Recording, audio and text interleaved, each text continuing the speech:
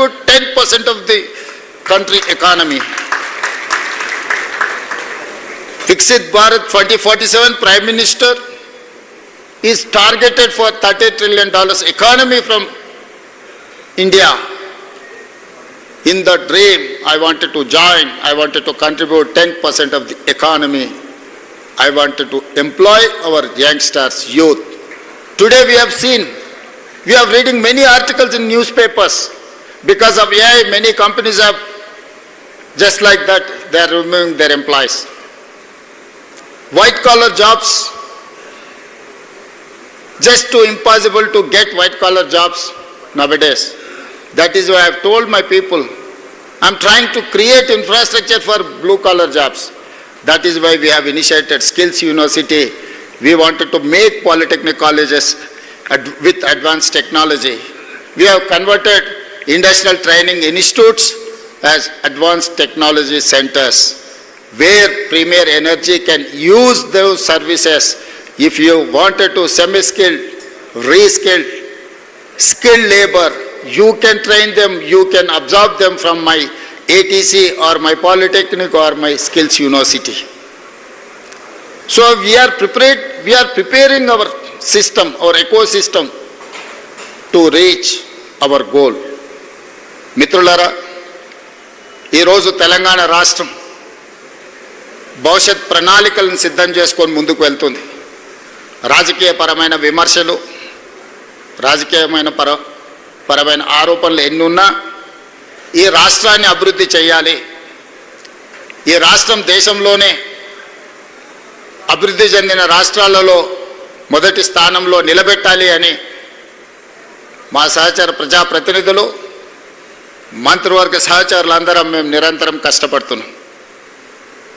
ఆనాడు ఉమ్మడి రాష్ట్రంలో ఈరోజు మనం గొప్పగా చెప్పుకుంటున్న ఔటర్ రింగ్ రోడ్ కావచ్చు, అంతర్జాతీయ ఎయిర్పోర్ట్ కావచ్చు, ఐటీ పరిశ్రమలు కావచ్చు, ఫార్మా పరిశ్రమలు, వాళ్ళ దార్శనికత, వాళ్ళ ఆలోచన విధానాలతోనే ఈరోజు ప్రపంచ చిత్రపటంలో హైదరాబాద్కు ఒక గుర్తింపు వచ్చింది.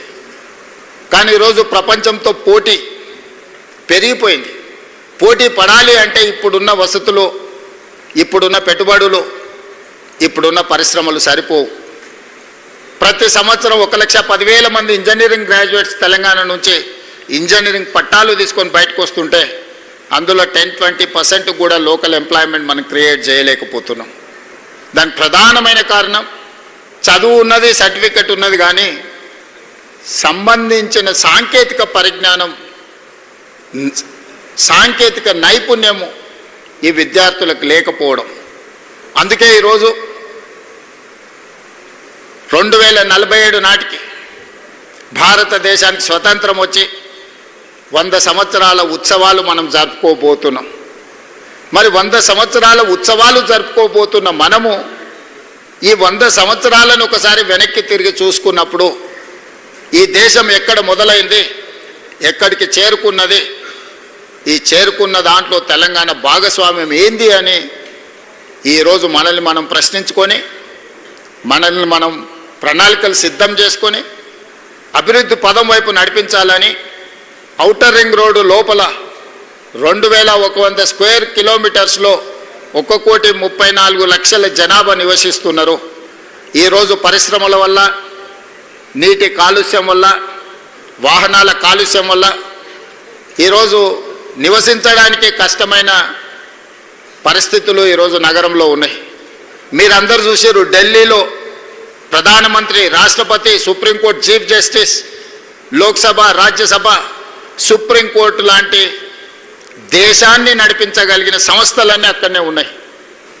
కానీ అక్కడ నివసించలేని పరిస్థితి ఈరోజు పొల్యూషన్ అక్కడ ఉన్నది. అక్కడున్న కాలుష్యం వల్ల పాఠశాలలకు సెలవులు ఉన్నాయి, పార్లమెంటుకు సెలవులు ఇస్తున్నారు, ప్రభుత్వ కార్యాలయాలు సెలవులు ఉన్నాయి.